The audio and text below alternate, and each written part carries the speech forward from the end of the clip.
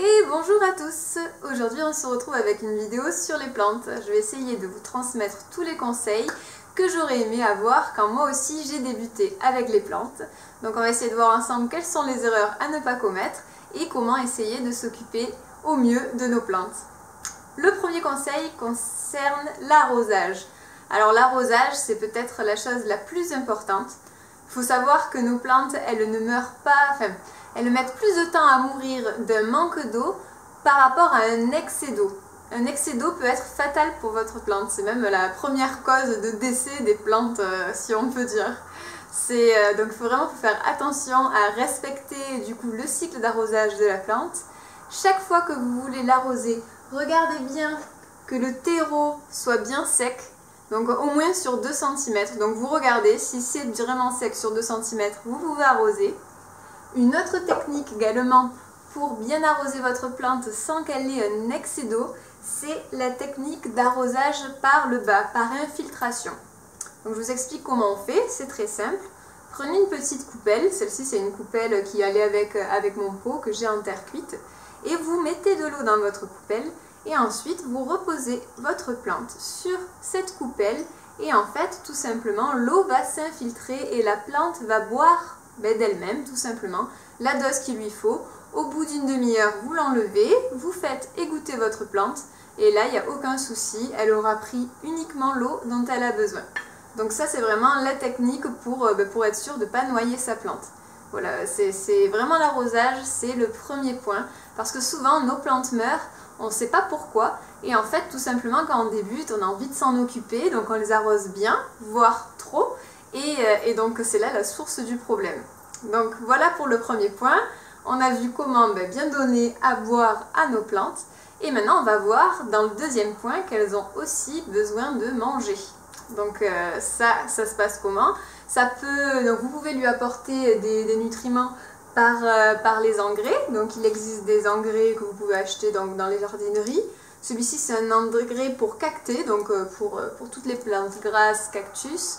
Donc pour l'engrais il faut faire aussi très attention, puisqu'il peut y avoir des dégâts avec l'engrais. Si vous arrosez votre plante directement avec l'engrais, s'il n'est pas bien dilué, ça peut être fatal pour votre plante. Donc respectez bien le dosage qui est écrit, et surtout lorsque vous apportez de l'engrais aux plantes, il ne faut pas que le terreau soit sec.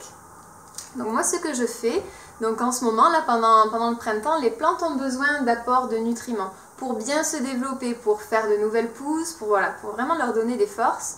Donc ce que je fais, c'est le jour de mon arrosage de plantes, je ne commence pas par l'engrais, je commence par sortir mes plantes et leur faire leur arrosage normalement. Donc je les sors sur ma terrasse, je les mets bien à égoutter, et une fois qu'elles sont arrosées, là j'apporte mon engrais. Puisque si vous apportez l'engrais sur un terreau qui est sec, ça peut brûler vos racines, et là ça peut faire des dégâts sur les plantes.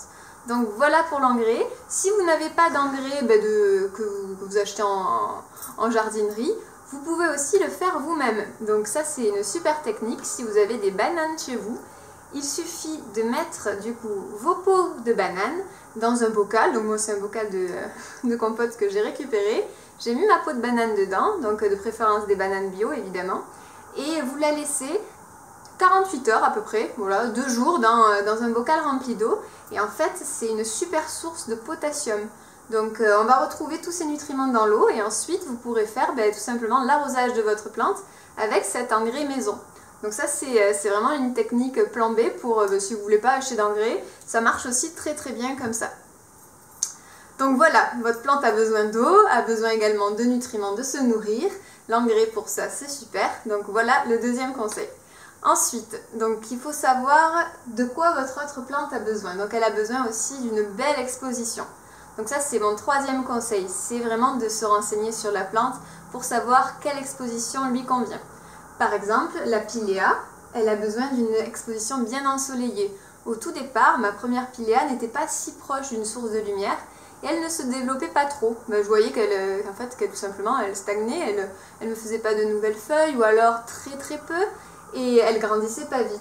Depuis que je l'ai mis sur un endroit bien lumineux, bien exposé, et bien là elle s'épanouit. Donc voilà, l'exposition c'est aussi très important. Également, si une plante n'aime pas avoir trop de luminosité, elle ne se plaira pas dans un endroit trop lumineux. Enfin voilà, il faut vraiment bien se renseigner. Et d'ailleurs, ça rejoint mon 4e conseil, qui est il faut savoir connaître et observer sa plante. Alors qu'est-ce que ça veut dire? L'observer, c'est vraiment s'en occuper, regarder ses feuilles, regarder bien le devant, le derrière des feuilles, puisqu'aussi vous pouvez avoir des parasites. Donc ça peut aussi être fatal pour votre plante si vous ne vous en occupez pas assez ou si vous n'observez pas bien ses feuilles. Il peut y avoir, moi je sais que sur ma monstera j'ai eu des trips et ça c'était vraiment pénible puisque c'était des toutes petites bêtes qui étaient vraiment très petites, quasiment invisibles à l'œil nu, et je l'ai vu puisqu'en fait ça commençait à faire des taches sur mes feuilles, des taches brunes, des taches jaunes, donc elles commençaient vraiment à être mal en point. Et quand j'ai vu ça, j'ai pu bien la nettoyer, m'en occuper pour essayer de la sauver. Donc voilà, bien observer votre plante et vraiment prendre le temps de la regarder pour voir si tout va bien.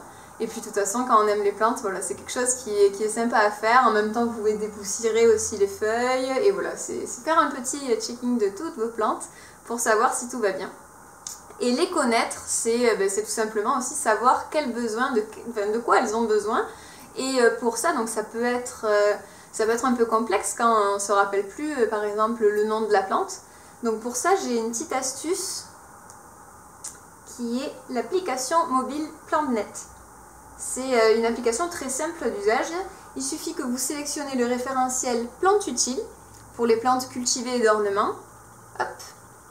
Et une fois que vous êtes dans ce référentiel, vous pouvez prendre en photo votre plante. Et voilà, vous prenez bien la plante entière, ses feuilles, et ainsi PlantNet va vous donner des propositions d'identification. Et donc, une fois que vous avez cette identification-là, vous connaissez le nom de votre plante et vous pouvez aller chercher des infos pour savoir de quoi elle a besoin. Son exposition, son eau, son apport en eau, son apport d'engrais, comment la bouturer. Et ensuite, voilà, une fois que vous avez toutes les infos sur la plante, vous avez toutes les clés en main pour pouvoir vous en occuper au mieux. Donc un petit récapitulatif de mes conseils. Le premier est bien sûr l'arrosage.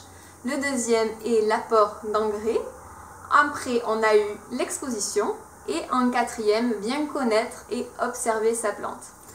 J'espère que ces conseils vous seront utiles et surtout n'hésitez pas à poser vos questions en commentaire et à regarder mes anciennes vidéos sur les plantes. Donc je vous ai fait une petite sélection de plantes pour les débutants et je vous explique justement leur entretien et comment les bouturer.